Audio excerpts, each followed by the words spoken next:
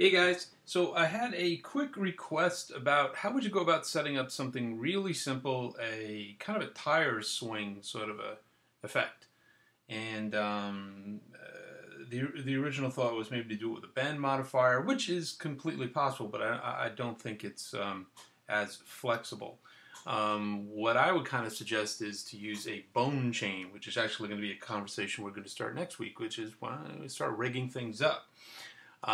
So anyway, this is just a really quick demo. So here we have, this is really just a cube, and all it is it's a cube, and it's just stretched out really long, and it's got like 20 segments in it, and that's it. No, there's nothing really on it. The only thing else was I moved the pivot point to the top.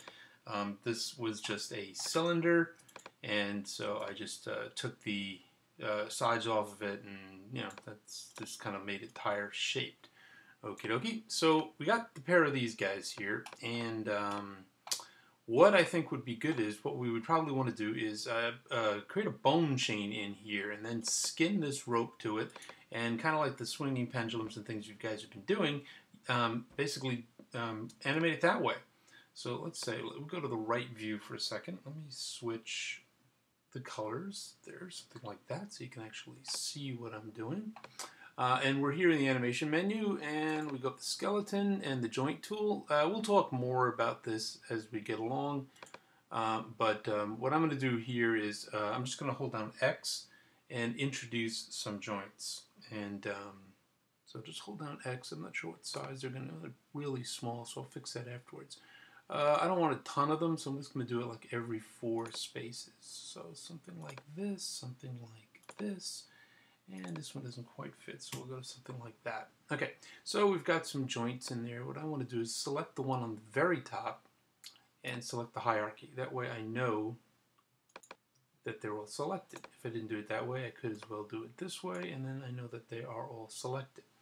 What I want to do is this one with the joints a little bit bigger, and there's several ways to do it, but the simplest is just select them all, gone over to the channel box, and over here where you have radius, let's just up the radius to like 3. Now we can actually see what we're doing, okay? Probably want to turn on X-ray. Well, X-ray of bones is already on, so that's fine. And I mean, I could just move these a little bit. I could say move this on D down just a little bit, and we'll talk about things like that, and just so it's inside of it. But honestly, it's not going to make any difference whatsoever. So in this case, what I'm going to do is select the joint on the very top, this one, and I'm going to select this entire hierarchy. Okay. Then I'm going to go in and I'm going to shift select the rope. Okay. Then I'm going to go under skin, bind skin, and just open up the smooth bind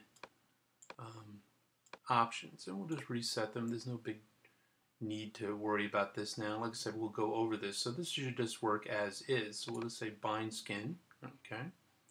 And again, if we click off of that and we just select these joints and we hit rotate, they should, make our rope go. Okay. So the next problem or the next situation that was coming up was that in using the bend modifier, and one of the problems is the bend modifier modifies the position of the vertices, but it doesn't actually change the transform of the object, okay? And that would be the case here. So if I actually just try to attach this tire to the rope, it would basically say, well, the rope really isn't moved. It's deforming, but it's not moving, so the tire would go with it. But what we can do is we can actually use a parent constraint or a point constraint, actually a point and an orient constraint, but the handiest for us going to be is the parent constraint, and parent constrain this tire to this bone. And actually what I'm going to do is do you one better. I am going to go into the create menu and create a locator. And there he is down there. And a locator is just a utility object. And it's pretty good, and if I want to scale it, I'm just going to scale it up by 2 so it's a bit bigger so I can totally find it. Alright, and I'm going to hold down V, and I'm going to snap it right to the end of this joint chain, like that. Okay, so then what I want to do is I'm going to select the constraining bone, I'm going to shift select my locator, and then I'm going to go up to constraints and get down to parent.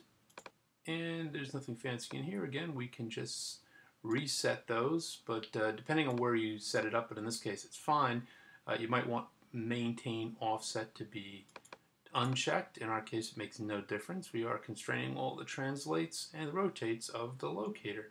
So we're just going to hit apply. And if we go back to our bones now,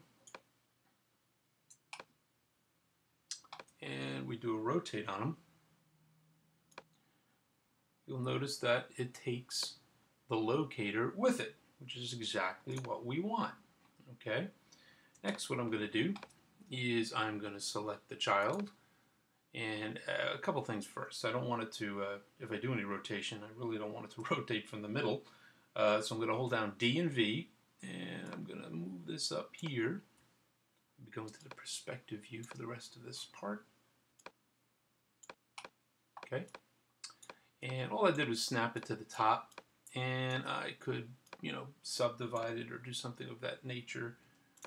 But all I want to do is grab the D again, and I just want to move it kind of into the middle. Just eyeballing it for now, and I could be more exact, but I don't really need to. Okie dokie. So now what I want to do is I want to parent this to this.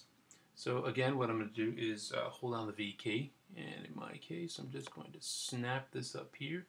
Now there's a little bit of rope sticking out, but I really don't care. You can pretend that's the part of the rope that would have, went through the hole and make a knot in there or something like that. But anyway, so at this stage now, I'm just going to parent this to the locator. So I'll just tap P, and that, as I rotate my bones, will cause my tire to rotate with me. So basically here you're kind of doing all that sort of stuff. The advantage of doing it this way is the tire moves with the object because it's parented, but because it's on its own axes, and if I just switch to local for a second, this way if I wanted to put a little bit of extra oomph into it or something, I could do that, and I could totally key it separately. I could rotate it around, so if it was coming down at a weird angle, I could have it coming down at a weird angle. And there are no constraints on this channel, so I'm completely free to do that. So, I mean, you could have did it. You could have constrained it directly, and you could see that you probably could still key it. But normally, a lot of times, what you do is when you're going to introduce constraints, it's very handy to introduce the locators into the actual constraints and then parent what you need to the locator.